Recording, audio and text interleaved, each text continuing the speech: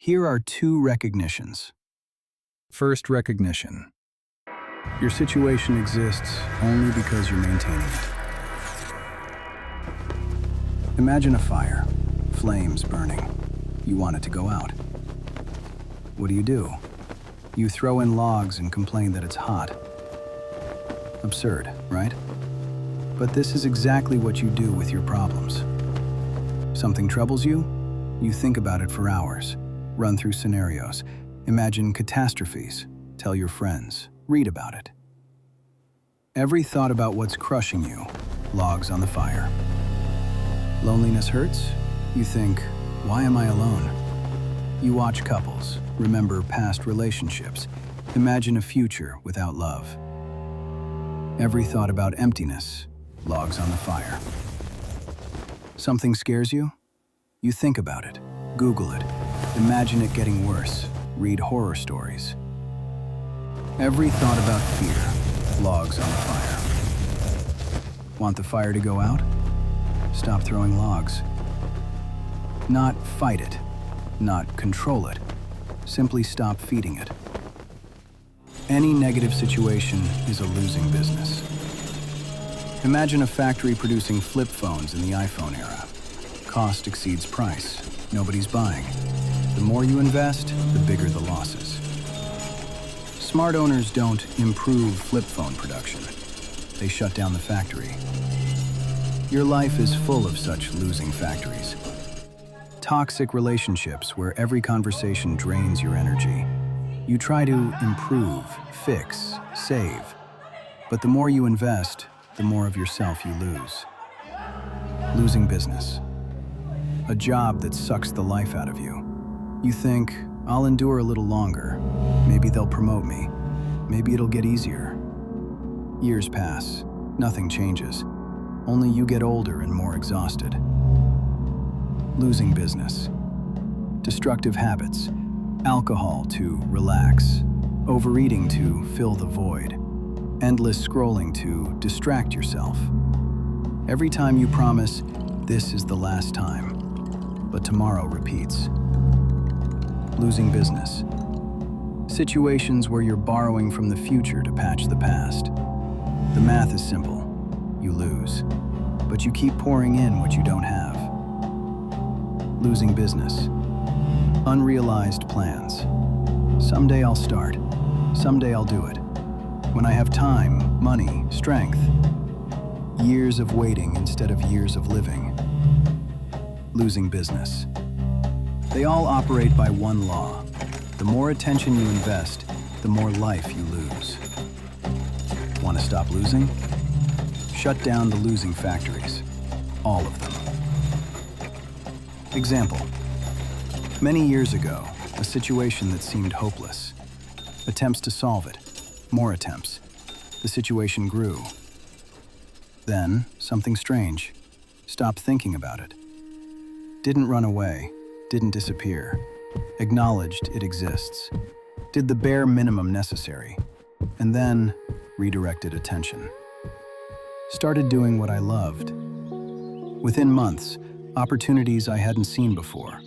People, projects, solutions from directions I hadn't considered. But attention isn't magic of close your eyes and the problem disappears. Here's what actually happens. When you stop feeding the problem with attention, energy is freed. Imagine your attention is a spotlight. Powerful, but can only shine in one direction at a time. If it's shining on a black wall, you see only the black wall. Horror, no way out. And the more you shine, the bigger the wall seems. But when you turn the light away from the wall, suddenly you see other things. A door on the side, a window, people who can help.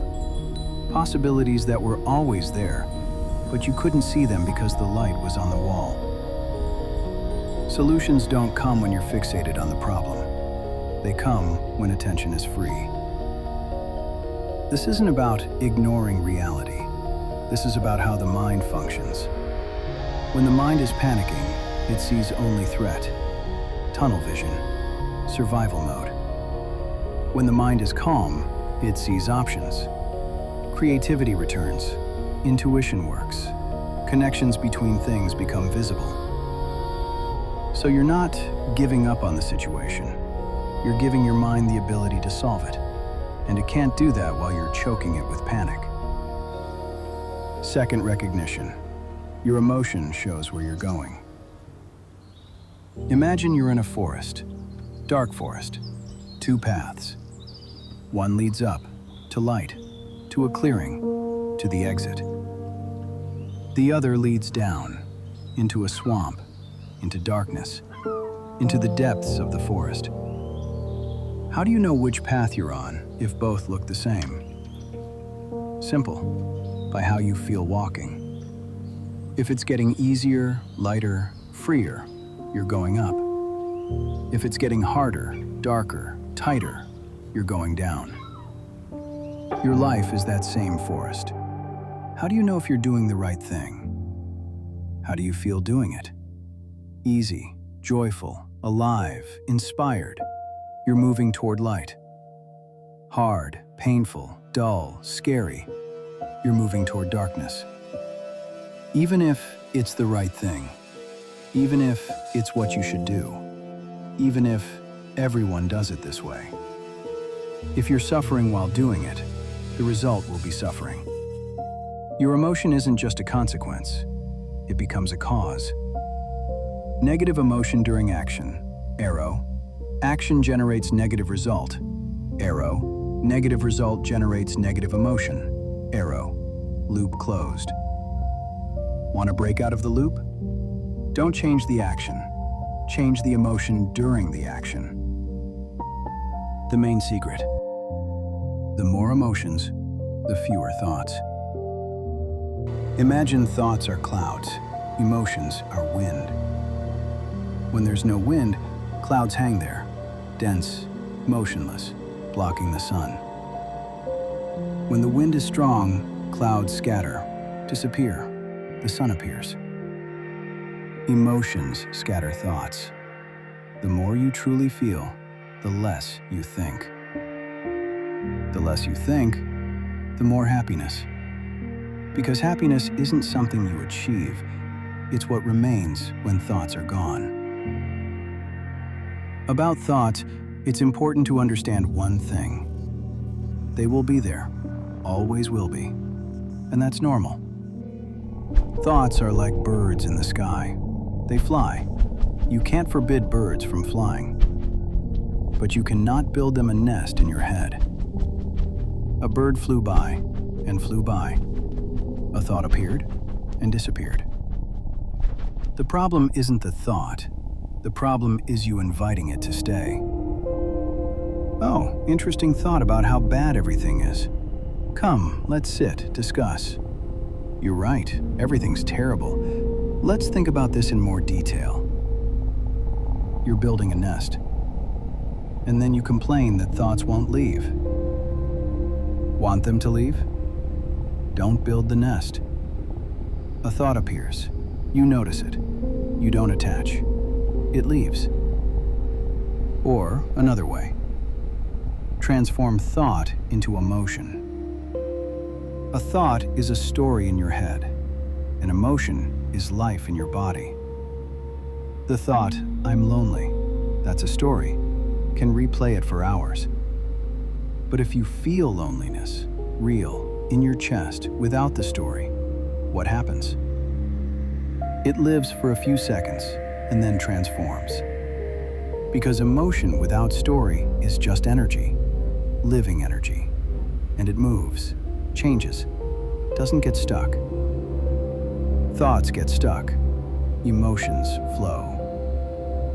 A thought about fear can live for years. The feeling of fear lives for seconds if you truly feel it, not think about it. Stop for a moment. Tell me, where is your problem right now? Right now, this second, when attention is on these words. Where is what's crushing you? Where's the fear? Where's the emptiness? They're not there. They only appear when you think about them. Stop thinking. They disappear. This isn't philosophy. This is direct observation. Try it now. Actually try it. Name one thought that's running. Just label it. Thought about money. Thought about loneliness. Don't fight it. Just name it. Where's your problem when you're not thinking about it? Nowhere. It's not there. And when is it there? Only when you're thinking. See? The problem exists only in thoughts. Nowhere else.